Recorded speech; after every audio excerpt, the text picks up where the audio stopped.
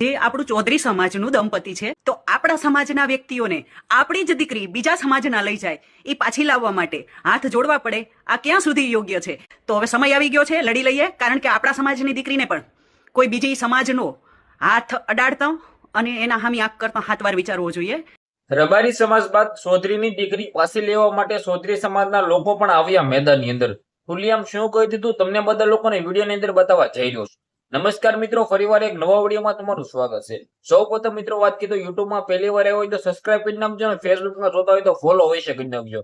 પહેલા મિત્રો રબારી સમાજની અંદરથી દીકરી કિંજલબેન રબારી અશોક ચૌધરી સાથે ભાગે છે અને ત્યારબાદ રાતોરાત કિંજલબેન રબારીને ઘરે લાવવામાં આવે છે અને ચૌધરી સમાજમાંથી પાસે સોંપી દેવામાં આવે છે. પરંતુ ક્યાંક ને ક્યાંક છેલ્લા 1 વર્ષથી ચૌધરી સમાજની દીકરી ભાગેલ છે રબારી સમાજના યોગ સાથે. તો ચૌધરી સમાજના લોકો પણ મેદાનમાં આવ્યા છે કે અમારી દીકરી ક્યારે પાછી.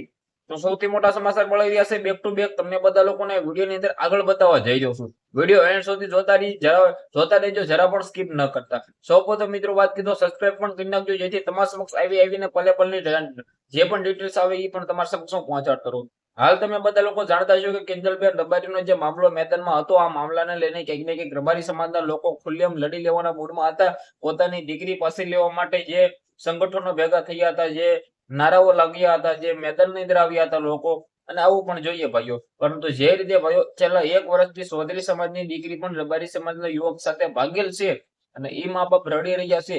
તો અત્યારે ચૌધરી સમાજના લોકો પણ આવનારા ટાઈમની અંદર મેદાનની અંદર આવવાના છે, સૌથી મોટી બેઠક કરવા જઈ રહ્યા છે. આવું મિત્રો વાત કીધો ખુલ્લેઆમ હોકાર કરી દીધો છે. હવે ક્યાંક ને ક્યાંક તમે બધા લોકો જાણો છો કે અશોક ચૌધરી સાથે કિંજલબેન રબારી ભાગેલ હતી અને ત્યારબાદ ક્યાંક ને ક્યાંક ચૌધરી સમાજની અને રબારી સમાજની બેઠક થઈ અને ભાઈ સમાધાન થઈ ગયું.